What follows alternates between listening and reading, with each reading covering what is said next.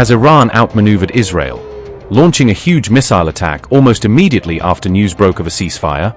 Israel alleged that multiple waves of missiles were fired from Iran despite US President Trump's declaration of truce. Israel suffers major damage just hours after Trump announced reaching an understanding with Iran to halt the war after over a month of fighting. Trump announced that the 2-week truce would be subject to the complete reopening of the Strait of Hormuz, tying the pause in fighting to the restoration of vital global shipping lanes. For its part, Iran has claimed that the United States agreed to use Tehran's own 10-point proposal as the basis for further negotiations, portraying the deal as a diplomatic win rather than a concession. Israel reported fresh missile attacks from Iran on the night of April 7th to 8th, just as news of a truce was confirmed, claiming the barrages had continued despite public talk of de-escalation. According to Israeli officials, Iran fired 2 to 3 distinct waves of missiles since Trump announced the ceasefire, suggesting that launches continued even after Washington's declaration. The Israeli military said some of the incoming Iranian missiles were successfully intercepted by its air defense systems, according to accounts carried by local media. The IDF also claimed that a number of those missiles were equipped with deadly cluster warheads, designed to break up in mid-air and scatter bomblets over wide urban areas. One ballistic missile attack targeting southern Israel triggered warning sirens across the region, as residents were urged to seek immediate shelter.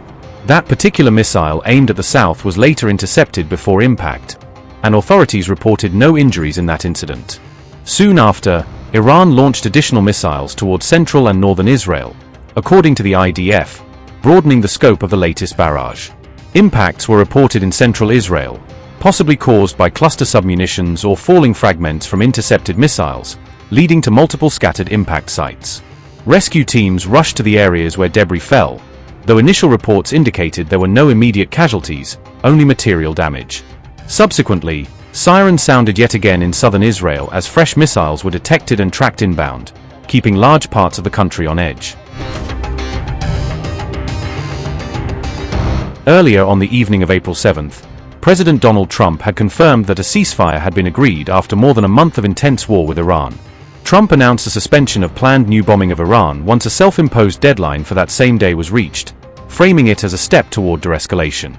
In response, Iran stated that if attacks against it stopped, it would cease defensive operations, indicating a conditional willingness to halt its own strikes.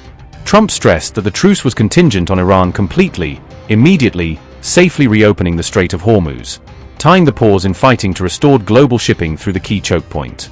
Tehran said that for the 2-week period, shipping through the Strait of Hormuz would be possible via coordination with its military, signaling that it intended to keep tight control but allow limited passage.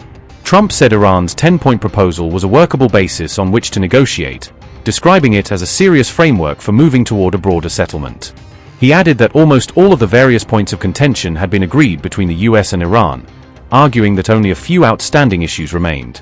According to Trump, the 2-week period will allow the agreement to be finalized and consummated, portraying the ceasefire as a window to lock in a more durable deal.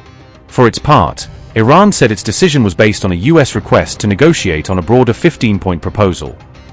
Iran also emphasized that Washington had accepted Tehran's 10-point draft as a framework for discussions. Trump also noted that the truce had been finalized based on talks with Pakistan's Prime Minister and Army Chief, highlighting Islamabad's behind-the-scenes role in mediating between Washington and Tehran.